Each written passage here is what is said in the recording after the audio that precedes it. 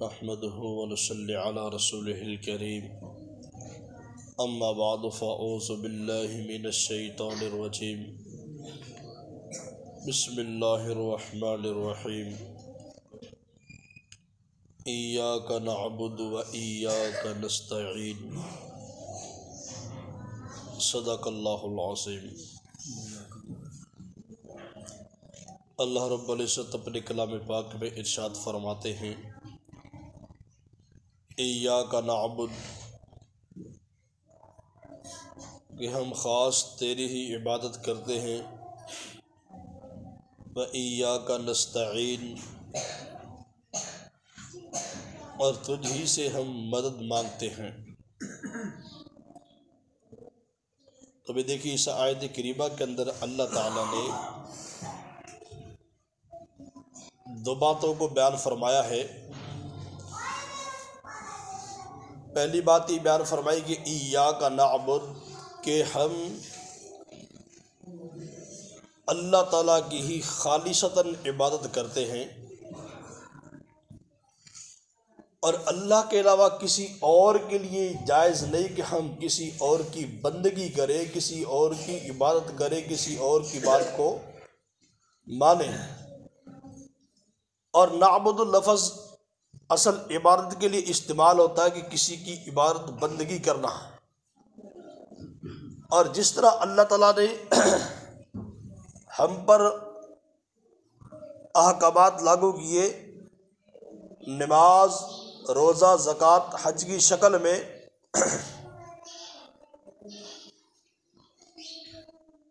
تو یہ 5 ارکان،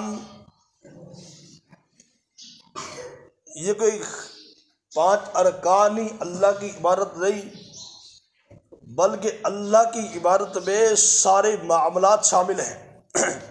یہ نہیں کہ خالی ہم نماز پڑھ کر یا زکوٰۃ دے کر یا حج کر کے بیٹھ جائیں، روزے رکھ کر بیٹھ جائیں، نہیں، یہ عبادت نہیں ہے، بلکہ اپنے اس معاشرے میں رہ کر ہر برے کام سے اپنے آپ کو بچا کر اور ہر حال میں اللہ کے حکم کو پورا کرنا، یہ عبادت، یہ اللہ کی بندگی ہے۔ یعنی کہ ہم نے ہر حال میں اپنے معاشرے کے اندر، اپنے سسٹم، اپنے نظام کے اندر ہمیں غور کرنا پڑے گا کہ ہر قسم کی برائی سے اپنے آپ کو بچانا ہے۔ ہم نے اپنے کاروبار کے اندر ایمانداری کا مظاہرہ کرنا ہے، اپنی ملازمت کے اندر، ذمہ دار کاروبار کے اندر، اس دنیا کے مکمل نظام کے اندر ہم نے عدل و انصاف کا نظام قائم کرنا ہے، ایمانداری کا نظام قائم کرنا ہے، اور ہمسائے کے بھی حقوق ہیں، اور بیمار کے بھی حقوق ہیں، اور بہن بھائیوں کے بھی حقوق ہیں، بیوی بچوں کے بھی حقوق ہیں، کمزور کے بھی حقوق ہیں۔ تو ان تمام معاملات پر جب عمل کریں گے، تمام معاملات کو دیکھیں گے، تب ہم اللہ کی بندگی کرنے والے بنیں گے۔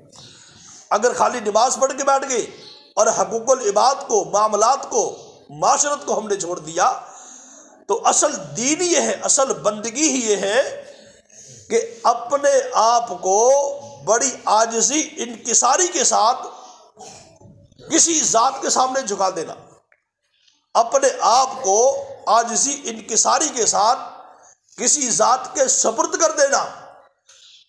تو بھئی ہم کس کے سپرد ہیں بھائی؟ جب بھی کوئی مصیبت آتی کس کو پکارتے ہیں بھائی؟ جب کوئی پریشانی آتی کس کو پکارتے ہیں بھائی؟ کس کی عبادت کرتے ہیں؟ کس کے سامنے جھکتے ہیں؟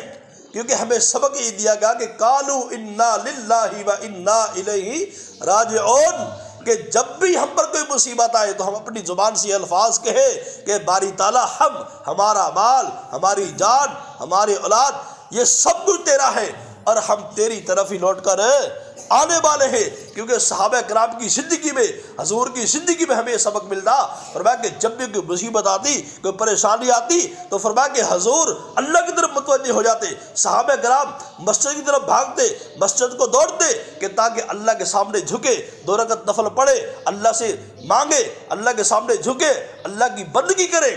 تو بھئی ایاک نعبد سے مراد کیا ہے کہ ہم خالص اللہ کی بندگی کریں، ہم خالص اللہ کی عبادت کریں۔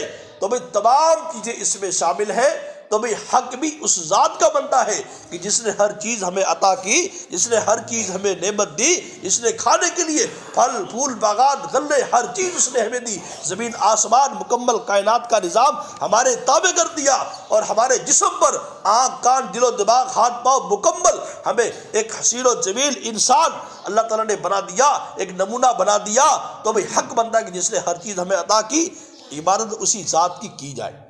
اور اللہ کے علاوہ ہے بھی کون دنیا میں جس کی بات مانے، جس کی پیروی کرے، جس کی بندگی کرے؟ کون ہے بھائی؟ کوئی ہے؟ کوئی نہیں۔ ہر مشکل میں ہماری پکار کو سننے والا صرف اور صرف کون ہے بھائی؟ اللہ ہی ہے۔ بھائی جب ہم کوئی بیمار پڑ جائے، چار پائی پر کمزور محتاج بن جائے، تو پھر آخر میں کیا کہتا ہے بندہ؟ ڈاکٹروں سے بھی بے بس ہو کر کیا کہتا ہے؟ اے اللہ تو ہی مجھے بچا، اللہ تو ہی مجھے صحت کر۔ تو آخر میں ہماری پکار اللہ کی طرف ہوتی۔ تو بھائی یہی ہے ایاک نعبد، کہ اللہ ہم خالص تیری ہی عبادت کرتے ہیں، تیرے سامنے جھکتے ہیں، ہم اپنے آپ کو تیرے سپرد کرتے ہیں، تو ہی ہماری دیکھ بھال کرتا ہے، تربیت کرتا ہے۔ اور دوسری بات جی کہ وہ ایاک نستعین، کہ ہم خالص تجھ ہی سے مدد مانگتے ہیں، ہم خالص تجھ ہی سے مدد مانگتے ہیں۔ بھائی آج تک کبھی آپ نے غور کیا ہو کہ کبھی ہم بیمار ہوں، مصیبت میں پھنس گئے ہوں، پریشانی میں پھنس گئے ہوں، یا کوئی ایسی ذات ہو کہ جس نے ہماری پکار کو سنا ہو، ہماری مدد کے لیے آیا ہو؟ کیوں کہ اللہ تعالیٰ کے پیغمبر علیہ الصلوۃ والسلام کی اگر تاریخ کو دیکھا جائے تو ہر نبی نے اللہ کو پکارا، ہر مشکل میں اللہ کو پکارا ہے۔ اور نوح علیہ الصلوۃ والسلام جب مصیبت آئی، جب عذاب آیا، جب طوفان آیا، تو کس کو پکارا؟ اللہ تعالیٰ کو۔ بیٹے کو بھی سبق دیا کہ لا عاصم اليوم من امر اللہ، کہ اے میرے بیٹے آج تو اللہ کی بات کو مان لے، اللہ ہی ہمیں اس مصیبت سے نجات دے گا۔ اور ادھر دیکھیے ابراہیم علیہ الصلوۃ والسلام کو جب ان کو آتش نمرود میں ڈالا گیا تو بھی کس کو پکارا؟ اللہ تعالیٰ کو پکارا۔ تو اللہ تعالیٰ نے آگ کو حکم دیا کہ یا نار کونی بردم وسلاما علی ابراہیم، تو ہر نبی نے اللہ کو پکارا ہے۔ اور لوط علیہ الصلوۃ والسلام پر جب لوگوں نے ظلم و ستم کیے تو لوگوں کے ظلم و ستم سے تنگ آ کر کیا کہا کہ ربی لا تذر علی الارض من الکافرین دیارا، کہ اللہ ان نافرمانوں کے، ان ظالموں کے زمین پر ایک گھر بھی باقی نہ چھوڑنا، میں تجھ سے مدد مانگتا ہوں، میں تیرے سامنے اپنی پکار کو پیش کرتا ہوں کہ دن رات ان پر محنت کی، دن رات ان کے پاس گیا، لیکن ظلم و ستم کرتے ہیں۔ اللہ میں اپنی فریاد کو تیرے سامنے ہی رکھتا ہوں۔ تو بھئی ہر نبی نے اللہ سے مانگا ہے، ہر نبی نے اللہ سے مدد مانگی ہے۔ بھئی کسی کی ضرورت ہو، اولاد کی، مال کی، ہر چیز کی، بھئی کس سے مانگی جاتی ہے؟ بھئی اللہ سے۔ تو مسلمان کا حق بھی یہ ہے، مسلمان کی شان بھی یہ ہے کہ اپنے حقیقی خالق کو پہچانے، اپنے حقیقی مالک کو پہچانے کہ جس نے ہر چیز ہمیں عطا کی، ہم اس کے سامنے جھکیں۔ کوئی سردار، کوئی بڑے بت جو مشرکین مکہ بڑے بڑے سردار خدائی کے دعوے کیا کرتے تھے، یا کوئی بت یا کوئی قبر والا یا کوئی بڑا پیر یا کوئی بھی ہو دنیا میں، کوئی کسی کا کچھ نہیں کر سکتا، صرف اور صرف اللہ کی ذات ہے کہ جس کے سامنے جھکا جائے، جس کی بندگی کی جائے، جس کی بات مانی جائے، اور اس کے علاوہ کسی کی کوئی اوقات نہیں۔ اور ہمیں اصول بھی یہ دیا گیا، ہمیں اصول بھی یہ دیا گیا ہے، ہمیں پیغام بھی یہ دیا گیا کہ لا الہ الا اللہ محمد الرسول اللہ، کہ ہم اللہ کے علاوہ کسی اور کی بات نہیں مانیں گے، ہم خالص اللہ کی ذات کا اقرار کرتے ہیں، اس کی توحید کو مانتے ہیں۔ اور جب اللہ نے یہ لا کی تلوار ہمارے سامنے لا کر کھڑی کر دی کہ لا کسی کی کوئی اوقات نہیں، کسی کی کوئی حیثیت نہیں، الا اللہ، مگر اللہ تعالیٰ کی ذات کی، کہ اللہ ہی ہمارے ہر مشکل کو، پکار کو، مصیبت کو، غم کو، پریشانی کو دور کرنے والی کون ذات ہے بھائی؟ اللہ کی ذات ہے۔ اور فرمایا کہ طریقہ کون سا بتایا کہ محمد الرسول اللہ، کہ میرا ہر حکم میرے پیغمبر کے طریقے پر، میرے پیغمبر کی تعلیمات پر، میرے حکم کو معاشرے میں نافذ کیا جائے، اپنے گھر میں نافذ کیا جائے، اپنے جسم میں نافذ کیا جائے، تب تم ایک کامیاب مکمل انسان بن جاؤ۔ تو میں انشاءاللہ اس بات کی کوشش کریں گے کہ ہم نے مدد کس سے مانگنی ہے؟ اللہ سے۔ ہر مشکل میں کس کو پکارنا ہے؟ اللہ کو پکارنا ہے۔ اور عبادت کس کی کرنی ہے؟ بندگی کس کی کرنی ہے؟ اللہ کی کرنی ہے۔ اور یہی ہمیں سبق دیا گیا، یہی ہمیں پیغام دیا گیا ہے۔ کل کے درس میں انشاءاللہ باقی یہ بات ہوگی۔ اللہ تعالیٰ کی بارگاہ میں دعا ہے کہ جو کچھ پڑھا سنا کہ اللہ پاک اس کو قبول و منظور فرمائے اور اس پر عمل کرنے کی توفیق عطا فرمائے۔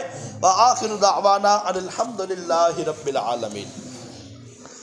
الحمدللہ رب العالمین والعاقبۃ للمتقین والصلاة والسلام علی رسولہ الکریم ربنا آتنا فی الدنیا حسنۃ وفی الآخرۃ حسنۃ وقنا عذاب النار ربنا ظلمنا انفسنا وان لم تغفر لنا وترحمنا لنكونن من الخاسرین اللہم انا نسألک علما نافعا ورزقا واسعا وشفاء من کل داء